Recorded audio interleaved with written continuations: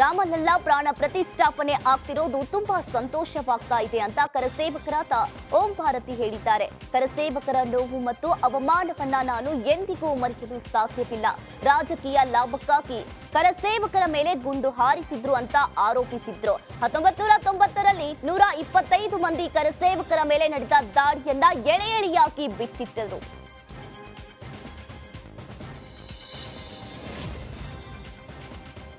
ಇನ್ನು ಕೆಲವು ದಿನಗಳು ಅಂದ್ರೆ ಜನವರಿ 22ರಂದು ಭಗವಾನ್ ಶ್ರೀರಾಮನ ಭವ್ಯವಾದ ದೇವಾಲಯ ಲೋಕಾರ್ಪಣೆಯಾಗಲಿದೆ ಅಂತ ಪ್ರಧಾನಿ ಮೋದಿ ಹೇಳಿದ್ರು. ರಾಮ ಮಂದಿರದ ಪ್ರಾಣ ಪ್ರತಿಷ್ಠಾಪನಾ ಕಾರ್ಯಕ್ರಮಕ್ಕೆ ನನ್ನನ್ನು ಆಹ್ವಾನಿಸಿರುವುದು ನನ್ನ ಸೌಭಾಗ್ಯ ಅಂತ ಹೇಳಿದ್ರು.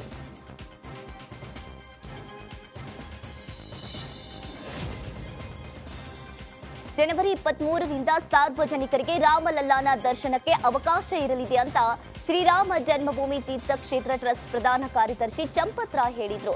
ದೇಶದ 135 ಕೋಟಿ ಜನರಿಗೂ ಅವಕಾಶ ಇರುತ್ತದೆ. ನಮ್ಮ ಮನವಿ ಅಂದ್ರೆ ರಾತ್ರಿಯ ವೇಳೆಗೆ ಮನೆಗೆ ತೆರಳುವಂತೆ ಮನವಿಯನ್ನ ಮಾಡಿದ್ರು. ನಿಮ್ಮ ಸುರಕ್ಷತೆಯ ಬಗ್ಗೆ ಕಾಳಜಿ ಇರಲಿ ಅಂತ ಹೇಳಿದ್ರು.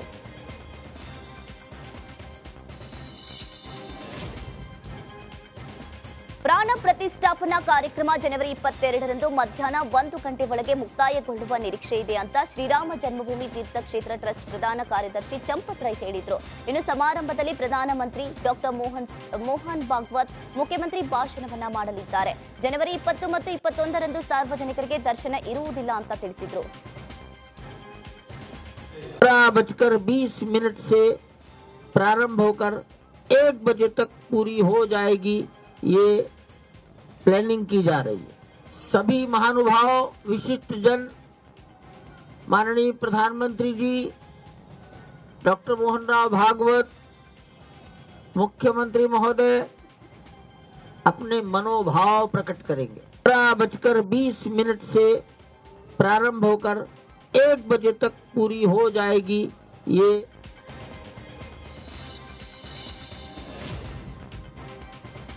ಅಯೋಧ್ಯೆಯಲ್ಲಿ ರಾಮಲಲ್ಲಾ ಪ್ರಾಣ ಪ್ರತಿಷ್ಠಾಪನೆಗೆ ಕೌಂಟೌನ್ ಶುರುವಾಗಿದೆ. ಮಧ್ಯಪ್ರದೇಶದಿಂದ ರಾಮನೂರಿಗೆ ಕಳುಹಿಸಲು 5 ಲಕ್ಷ ಲಡ್ಡುಗಳನ್ನು ತಯಾರಿಸಲಾಗಿದೆ. ಉಜ್ಜಯಿನಿಯಲ್ಲಿ ಸಿಎಂ ಡಾಕ್ಟರ್ ಮೋಹನ್ ಯಾದವ್ ಅವರು ಅಯೋಧ್ಯೆಗೆ ಕಳುಹಿಸಲು ಉದ್ದೇಶಿಸಿರುವ 5 ಲಕ್ಷ ಲಡ್ಡುಗಳ ತಯಾರಿ ಮತ್ತು ಪ್ಯಾಕಿಂಗ್ ಅನ್ನ ಪರಿಶೀಲಿಸಿದರು.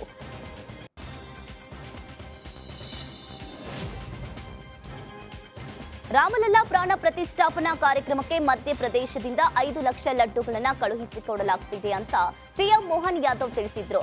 ಜನವರಿ 22ರಂದು ನಡೆಯುವ ರಾಮ ಮಂದಿರ ಲೋಕಾರ್ಪಣೆ ಕಾರ್ಯಕ್ರಮದಲ್ಲಿ ಪ್ರಧಾನಿ ಮೋದಿ ಭಾಗವಹಿಸುವವರು ಅಂತ ತಿಳಿಸಿದ್ರು. मंदिर का पुनः भगवान का गर्भगृह में प्रवेश हो रहा है. माननीय मोदी जी स्वयं वहाँ उपस्थित रहने वाले हैं. तो हम उज्जैन और अयोध्या का हजारों लाखों साल से पुराना जो रिश्ता था उसको पुनः जीवंत करते हुए 5 लाख लड्डू का प्रसाद बाबा महाकाल के नगरी से भेजने जा रहे हैं. और मंदिर का पुनः भगवान का गर्भगृह में प्रवेश हो रहा है. माननीय मोदी जी स्वयं वहाँ उपस्थित रहने वाले हैं. तो हम उज्जैन और अयोध्या का हजारों लाखों साल से पुराना जो रिश्ता था उसको पुनः जीवंत करते हुए 5 लाख लड्डू का प्रसाद बाबा महाकाल के नगरी से भेजने. ಅಯೋಧ್ಯೆಯಲ್ಲಿ ಸಂಭ್ರಮ ಸಡಗರ ಮನೆ ಮಾಡಿದೆ. ಲಖೀಂಪುರದ ಮುಸಲ್ಮಾನ್ ವಿದ್ಯಾರ್ಥಿನೋರ್ವಳು ಶ್ರೀರಾಮ ಭಜನೆ ಹಾಡುವ ಮೂಲಕ ಗಮನವನ್ನ ಸೆಳೆದಿದ್ದಾಳೆ. ಶ್ರೀರಾಮಚಂದ್ರನ ಕುರಿತು ವಿದ್ಯಾರ್ಥಿನಿ ಹಾಡಿರುವ ಹಾಡು ಸಖತ್ತಾಗಿ ವೈರಲ್ ಆಗಿದೆ. जय श्री राम, जय श्री राम, जय श्री राम, जय श्री राम, जय श्री राम.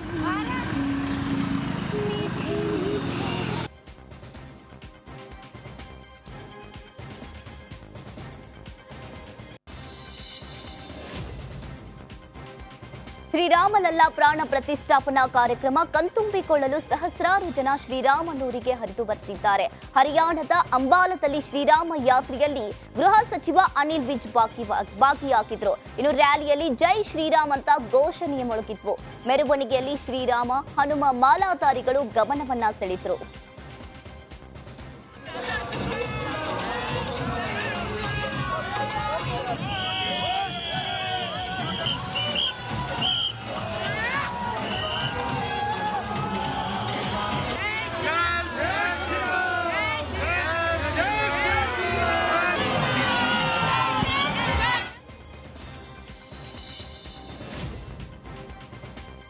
ರಾಮಲಲ್ಲಾ ರಾಮಲಲ್ಲಾ ಪ್ರತಿಷ್ಠಾಪನೆ ಕಾರ್ಯಕ್ರಮಕ್ಕೆ ಆಗಮಿಸುವಂತೆ ಗಣ್ಯಾತಿ ಗಣ್ಯರನ್ನ ಇನ್ವೈಟ್ ಮಾಡಲಾಗುತ್ತಿದೆ. ಜನವರಿ 22ರಂದು ಅಯೋಧ್ಯೆಯಲ್ಲಿ ರಾಮ ಮಂದಿರದ ಪ್ರಾಣ ಪ್ರತಿಷ್ಠಾಪನಾ ಕಾರ್ಯಕ್ರಮದಲ್ಲಿ ಭಾಗವಹಿಸುವಂತೆ ಮಂಗೇಶ್ಕರ್ ಕುಟುಂಬಕ್ಕೆ ಆಹ್ವಾನವನ್ನ ನೀಡಲಾಗಿದೆ.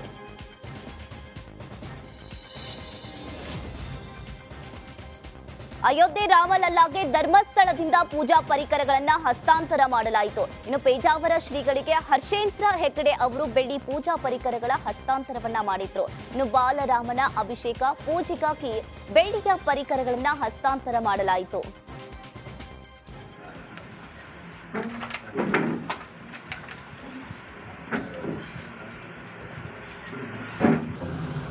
ದೀಪ ಬೆಳ್ಳಿಯ ಪರಿಕರಗಳನ್ನು ಇವರ ಮೂಲಕ ಅಲ್ಲಿಗೆ ಒಪ್ಪಿಸ್ತಾ ಇದ್ದೇವೆ. ಇದನ್ನು ಗುರುಗಳು ಸ್ವೀಕಾರ ಮಾಡಿ ಕ್ಷೇತ್ರದ ಒಂದು ಸಂಬಂಧ ಅಯೋಧ್ಯೆಯ ರಾಮನಲ್ಲಿ ಇರಲಿ ಅಂತ ಹೇಳುವಂಥ ಒಂದು ಇಲ್ಲಿ ಅವರಿಗೆ ಅವರ ಮೂಲಕ ಕೊಡುಗೆ ಕೊಟ್ಟು ಪೂಜೆ ಹೆಗಡೆ ಅವರು